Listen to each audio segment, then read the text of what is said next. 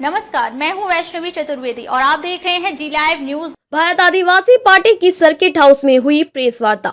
वासमवाड़ा डूंगरपुर सांसद राज कुमार रौत, आसपुर विधायक उमेश डामोर, जिलाध्यक्ष अनुतोष रौत ने प्रदेश सरकार के खिलाफ जमकर निकाली भड़ास। सांसद राजकुमार रौत ने डबल इंजन की सरकार को फेल बताया। विधायक डामोर ने विद्युत विभाग की कमियों को बताया। धरियावाद विधायक ने क्षेत्र की बातें विधानसभा में पुरजोर रखने की कही बात। जिलाध्यक्ष अनुतोष रौत ने जिला अस्पताल में आमजन को हो रही परेशानी से अवगत कराया। मीडिया के सभी साथियों को मेरी तरफ से जोहार। प्रेस वार्ता जो रखने के मुख्य बिंदु थे उस पर हमारे साथियों ने चर्चा करी। चर्चा करने के बाद में कुछ बातें निकल करके आ रही है और सबसे पहले तो मैं हमारी जनता को धन्यवाद देना चाहूँगा कि भारत आदिवासी पार्टी को राज्य का दर्जा मिला। आप सभी चैनल के माध्यम से पूरी जनता को, राजस्थान की जनता को बहुत बहुत धन्यवाद, दिल से आभार। आने वाले समय में भी हम आपके हक अधिकार, संवैधानिक अधिकारों के लिए लड़ते रहेंगे। मुख्यतः बात निकल करके आ रही है व्यवस्था की, सिस्टम की। सिस्टम जहाँ तक बात करें, ये लोग डबल इंजन की सरकार तो कह रहे हैं, लेकिन डबल इंजन की सरकार के साथ साथ में व्यवस्था को सही तरीके से लागू नहीं कर पा रहे हैं। इन्हीं के लोगों के द्वारा धरना प्रदर्शन किए जा रहे हैं। सरकार में हिस्सेदारी होते हुए ये लोग रोड पे उतर रहे हैं। अगर आपको व्यवस्था ही लागू कर रही है तो कम से कम आप बैठ करके एक मीटिंग कॉल करके ही व्यवस्था लागू कर दीजिए। कोई जरूरत नहीं है धरना देने की। धरना तो विरोधी लोग देते हैं। और चिकित्सा को लेकर के आप सब लोग देख रहे हैं क्या स्थिति है डूंगरपुर में। आप सब मीडिया साथियों से मेरा निवेदन है कि डूंगरपुर के अंदर हॉस्पिटल का एक दौरा कर लीजिए आप लोग। वहाँ कैसी व्यवस्था है, कैसी नहीं, आपको पता लग जाएगा। दूसरा, एक थोड़े दिनों पहले गैप सागर का मामला उठा था। उस मामले को लेकर के यहाँ के जो जितने भूमाफिया है, जो जमीन अधिग्रहण करके वहाँ अवैध निर्माण कर लिया है, उसको लेकर के आप लोग कभी बात नहीं करते हैं। पानी नहीं रहेगा तो आप लोग क्या पानी पिएंगे, वो आप लोग सोच लीजिए। डिमिया का पानी यहाँ आ रहा है, कब तक आएगा वो डिमिया का पानी? अगर सिंचाई के लिए उधर उन लोगों को आज तक नहीं मिला, वहाँ के निवासरत लोगों को। अगर उन लोगों को देना शुरू कर दिया तो आप लोगों को डूंगरपुर जिले में जितने लोग निवासरत रह रहे हो शहर के अंदर, उनकी व्यवस्था खत्म हो जाएगी पानी की। जब आपके घर में पानी आना बंद हो जाएगा तब आपको एहसास होगा। इसलिए आप मीडिया के साथ ही बोल नहीं रहे, चिकित्सा को लेकर के बोल नहीं रहे। रही बात शिक्षा की, शिक्षा को लेकर के आप लोग आवाज ही नहीं उठाना चाहते। आज भी जिले के अंदर कई स्कूल ऐसे हैं जो केलूपोश है, कई जगह व्यवस्था नहीं, कई जगह टीचर नहीं है। हम तो बार बार कहा है, जब से हम लोग बोलना शुरू किया है, हम लोग कह रहे हैं कि पहली से लेकर के 8वीं तक शिक्षण जो व्यवस्था है, पहली से 8वीं बच्चा पास ही कर देना है। ये कौन सी सरकार की नीति है? इस नीति को रोकने की जरूरत है। बच्चा अगर कमजोर है तो उसके अंदर कमजोरी निकालने की जरूरत है। बहुत सारी ऐसी बातें हैं जिनको लेकर के आज प्रेस वार्ता रखी गई थी। आप सब साथी पधारे हमारे बीच में। कोई अगर ऐसा बिंदु है जिसको लेकर के आप सवाल करना चाहते हैं, कर सकते हैं। और स्कूटी वाले मामले को लेकर के अभी तक विसंगतियां चल रही है इनकी। स्कूटी वितरण बराबर तरीके से नहीं किया जा रहा है, उसको भी आप लोग देखिए। और मेरी तरफ से आभार आपका, आप पधारे। अगर कोई सवाल है तो आप सवाल कर सकते हैं। गैप सागर को लेकर लगातार हम नहीं चला रहे, हम लोग मूवमेंट नहीं कर रहे हैं। मूवमेंट करने की जरूरत है हमारी। पुनित भाई, हमारी तरफ से भारत आदिवासी पार्टी की तरफ से पूरा सहयोग आपको हम देने के लिए तैयार हैं, मना नहीं कर रहे हैं हम। सभी आज सभी पत्रकार बंधुओं और सभी आपके चैनलों के माध्यम से संसदीय क्षेत्र बांसवाड़ा डूंगरपुर और साथ ही पूरे राजस्थान की जनता को मेरी ओर से खूब खूब धन्यवाद। और क्योंकि हमें बहुत कम समय में भारत आदिवासी पार्टी को एक राज्य पार्टी का दर्जा मिला है, इसमें आप सभी का, आपके चैनलों का भी और इस क्षेत्र की जनता का बहुत बड़ा योगदान रहा है। हम आप सबके और सारी जनता का आभारी हैं। पुनः सभी को बधाई देना चाहूँगा। आज भारत आदिवासी पार्टी के पदाधिकारी और जनप्रतिनिधियों द्वारा जो प्रेस कॉन्फ्रेंस की जा रही है, इसका मुख्य वजह यह है कि वर्तमान के अंदर जिस तरह से डबल इंजन की सरकार फेल होती जा रही है, हम पूरे राजस्थान की बात करें या विशेषकर हम संसदीय क्षेत्र डूंगरपुर बांसवाड़ा की बात करें, यहाँ पर जिस तरह से सरकार की जो योजना है जो गरीब तक पहुंचनी चाहिए वो नहीं पहुंच पा रही है। भ्रष्टाचार इतना तेजी से बढ़ गया है यहाँ पर, और अधिकारी कर्मचारी लगाने में जिस तरह से भेदभाव हो रहा है और अधिकारी कर्मचारी लगाने में जो पैसों का खेल हो रहा है, उस वजह से वर्तमान समय के अंदर आम जनता योजनाओं का लाभ लेने के लिए तरस रही है। और किसी भी दफ्तर में जाएं, हर दफ्तर में बिना पैसे के काम नहीं हो रहा है। बहुत तेजी से भ्रष्टाचार बढ़ा है। इन समस्त मुद्दों को लेके आज पार्टी की तरफ से प्रेस कॉन्फ्रेंस की जा रही है।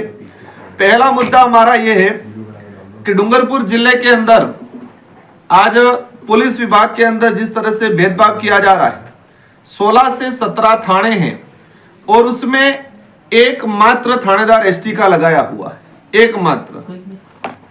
18 से 20 के आसपास चौकियां हैं, इन चौकियों में 3 से 4 चौकी प्रभारी एसटी के लगा रखे हैं, वो भी बिल्कुल ठंडे बस्ते वाली चौकियों पे।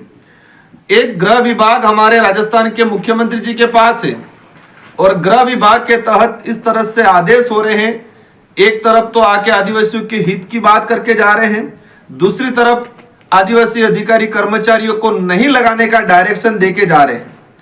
आदिवासी समुदाय या रिजर्व कैटेगरी या गरीब तबके का वोट तो चाहिए, लेकिन जब गरीब तबके का या आदिवासी या दलित कोई समुदाय से अधिकारी बन रहा है तो उसको थानेदार या चौकी इंचार्ज गृह विभाग में नहीं लगाया जा रहा है। इसके पीछे मेन रीजन ये है कि यहाँ पर कई अवैध धंधे चल रहे हैं। आपने पिछले कुछ समय में एक कांस्टेबल जो सरोदा में पोस्टेड है और सिमराड़ा लाइन पे खड़ा रह के वसूली कर रहा है, एक प्रकरण आया था, उसके अंदर दारू का कोई सप्लाई हो रहा था, उसके अंदर उसको रुक के उससे पैसे लिए, उससे दारू लूटा। ये सारी गतिविधियां हुई, मामला आप मीडिया ने भी उठाया था, लेकिन अभी तक ठंडे बस्ते में पड़ा हुआ।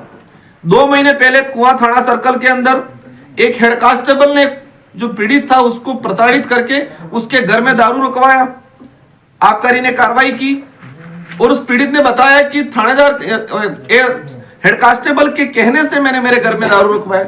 तो जिस तरह से पूरे इलाके में अवैध धंधे चल रहे हैं, अभी माइनिंग का जो सोमकामलांबा के अंदर टेंडर हुआ है, वहां मलबा निकालने के लिए, गहरा करने के लिए, और बजरी का बहुत अरबों करोड़ों रुपए का जो भ्रष्टाचार, जिस तरह से अवैध जो धंधा चलाया जा रहा है, तो ये जो सरकार मुख्यमंत्री जी कह रहे हैं जीरो टॉलरेंस की, कोई भ्रष्टाचार नहीं हो रहा है, और यह खुला ओपन जिस तरह से भ्रष्टाचार हो रहा है, अधिकारी जो लग रहे हैं पैसों के दम पे लग रहे हैं। अब आदिवासी समुदाय या दलित पिछड़ा जो व्यक्ति जिनके पास पैसा नहीं है वो कहां थानेदार लगेगा? तो हम खुला आरोप लगाते हैं कि वर्तमान सरकार ने या आदिवासी समुदाय या दलित पिछड़े वर्ग के व्यक्तियों को, अधिकारियों को नजरअंदाज करने का काम किया है। सेकंड नंबर पे विकास की बात करते हैं, आप सबकी जानकारी में होगा कडाना प्रोजेक्ट, और हमारे डूंगरपुर जिले के लिए सबसे बड़ा प्रोजेक्ट 886 करोड़ का पिछली सरकार में हमने सैंक्शन करवाया। उस प्रोजेक्ट का टेंडर हुआ, सरकार चेंज हुई और वर्तमान सरकार ने टेंडर हो गया, वर्क ऑर्डर नहीं दे रही है। तो ये विकास विरोधी सरकार की तरह काम कर रही है। ये इतना बड़ा प्रोजेक्ट उन्होंने वर्तमान में रोक रखा है। तो जिस तरह से उन्होंने ये वर्तमान में जो माहौल बना रखा है, और जो केंद्र सरकार में आज हम लोग डिमांड रखेंगे, जो हमारा रेलवे का प्रोजेक्ट 2012 से शुरू हुआ है, लेकिन आज तक कोई इसका ठिकाना नहीं है। मैंने कई बार लोकसभा में इसकी बात को उठाया है, मंत्री जी ने ठंडे बस्ते वाला जवाब दिया है। उसको लेकर जरूरत पड़े आने वाले समय में हम लोग पुरजोर तरीके से आवाज उठाएंगे। और वंदे भारत का जो एक है, लेकिन हमारे डूंगरपुर जिला मुख्यालय है, यहाँ पर उन्होंने स्टेशन नहीं दिया है। तो जिस तरह से उनका इस इलाके के प्रति जो उनकी सोच है, तो उनको लेके हम लोग आने वाले समय में बड़ा जरूरत पड़े तो आंदोलन भी करेंगे।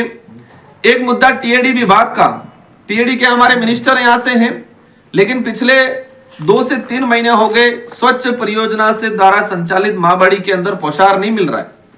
मैं परसों ही 1-2 आंगनबाड़ी और जाके आया हूँ, टीचर बैठा हुआ, कोई बच्चा नहीं आ रहा है, और शायद पूरे इलाके के अंदर 17,000 बच्चे माँबाड़ी के अंदर पढ़ रहे हैं।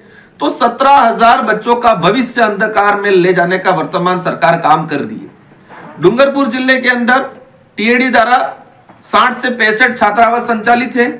इन छात्रावासों में 6,000 आदिवासी बच्चे वर्तमान में अध्ययन है, लेकिन उन तक भी जो सुविधा पहुंचनी चाहिए वो सुविधा नहीं पहुंच रही है।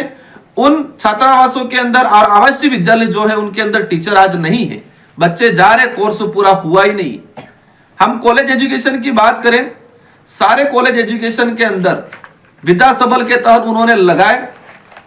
हमारे डूंगरपुर कॉलेज में उपचुनाव आए, उपचुनाव आने की वजह से 1 महीना तक पढ़ाई नहीं हो पाई, और जितने जो विद्या सबल के जो कर्मचारी लगे थे उनको समय अवधि पूरी करके निकाल दिया गया है, बच्चों का कोर्स नहीं हुआ है।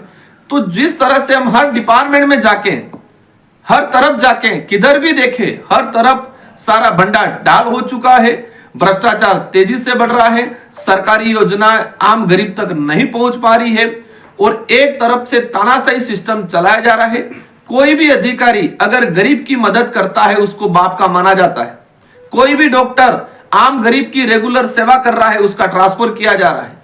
कोई भी कंपाउंडर, कोई भी टीचर, कोई भी विकास अधिकारी, किसी भी डिपार्टमेंट का अधिकारी ने आम गरीब के हित में सरकार की योजना को गरीब तक पहुंचाने का काम किया, उन सारे अधिकारी कर्मचारी को हटाने का काम वर्तमान सरकार ने किया है। इनकी सोच ऐसी है कि जो गरीब की मदद कर रहा है वो बाप का है, तो इसके अंदर वो खुद मान रहे हैं कि हम बीजेपी वाले गरीब की मदद नहीं करना चाहते। जो पीड़ित है, जो आदिवासी, दलित या किसी भी वर्ग का है, जो आम जनता जो दो वक्त की रोटी के लिए तरस रहा है, उसको सरकार की योजना धरातल पे लागू करने का जो अधिकारी काम कर रहा है उसको हटाने का काम किया जा रहा है। पुलिस डिपार्टमेंट के अंदर ही क्लियर है कि जो भी अधिकारी गरीब का शोषण कर रहा है, भ्रष्टाचार कर रहा है, वो अच्छी सीट पा रहा है। जो भी गरीब की मदद कर रहा है, नियम के अनुरूप काम कर रहा है, उसको हटाने का काम किया जा रहा है।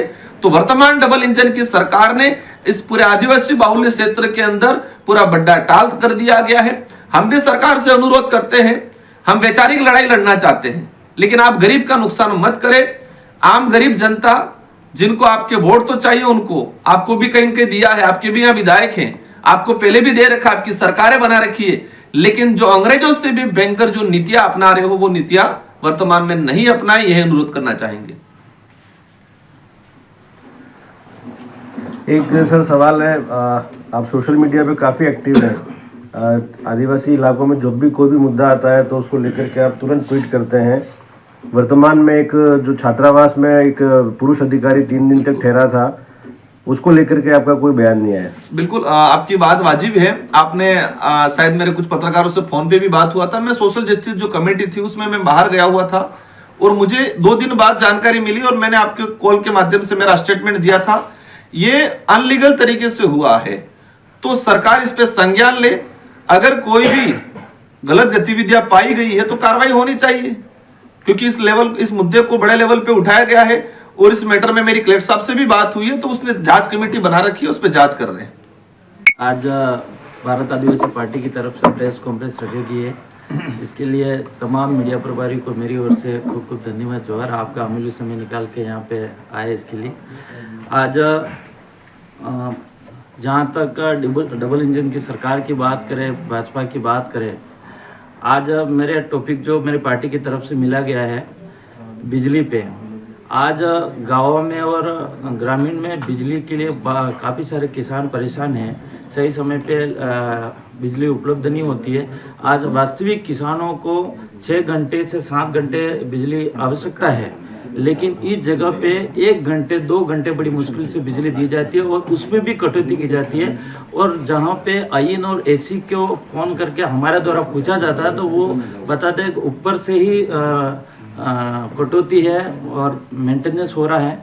तो कहीं न कहीं मैं ये भाजपा सरकार को कहना चाह रहा हूँ कि इस पिछले 1 साल से बिजली को काफ़ी सारी दिक्कतें आ रही है और कहीं न कहीं इससे किसान काफ़ी परेशान हैं और विशेष करके गाँवों में किसान परेशान है। तो मैं यही चाहूँगा कि इसको बिजली को अंदर सुधार लिया जाए। और छात्रवृत्ति का मुद्दा विशेष करके चल रहा है। आज हमारे डूंगरपुर में 27 करोड़ के आसपास छात्रवृत्ति अभी बाकी है और कई सारे विद्यार्थी ऐसे भी हैं जो एसटीसी बीएड कर रखी है और जो कॉलेज पढ़ाई करते हैं। कई सारे एसटीसी बीएड करने वाले पेरेंट्स, माता पिताओं ने ब्याज पे पैसे लेके उन्होंने अपनी फीस भरी है। ऐसी स्थिति में सरकार अभी तक उनकी सरकार की आंखें नहीं खुली है। तो कहीं न कहीं ये सरकार की मानसिकता ये बताती है कि इस क्षेत्र के अंदर जो बच्चे एक छात्रवृत्ति एक माध्यम है उनका पढ़ाई करने का, आगे बढ़ने का, वो कहीं न कहीं छात्रवृत्ति नहीं मिल रही है। इस वजह से कई बच्चे ऐसे भी हैं जो रोजगार छात्रवृत्ति नहीं मिलने की वजह से उनको गुजरात है वहाँ जाना पड़ता है और बीच में ही पढ़ाई छूटती है। तो हम कहीं न कहीं इसका पुरजोर तरीके से विरोध करते हैं। इसके अलावा जो विद्यालय पिछली सरकार के अंदर जो क्रमोन्नत हुई, राजकीय उच्च माध्यमिक विद्यालय हो गए जो माध्यमिक विद्यालय थे, लेकिन इस विद्यालयों के अंदर जो नियमानुसार जो पद स्वीकृत होने चाहिए थे व्याख्यातों के, वो पद अभी तक स्वीकृत नहीं हुए। इस वजह से भी कई सारे विद्यार्थियों की पढ़ाई डिस्टर्ब हो रही है। पढ़ाई सही तरह से जो मिलनी चाहिए वो नहीं मिल पा रही है। यही मेरी बात थी। तब तक के लिए बने रहिए हमारे साथ और देखते रहिए डी लाइव न्यूज। ताजा अपडेट के लिए हमें इंस्टाग्राम, ट्विटर और फेसबुक पर फॉलो करें। साथ ही हमारे YouTube channel like, comment, share और सब्सक्राइब करें।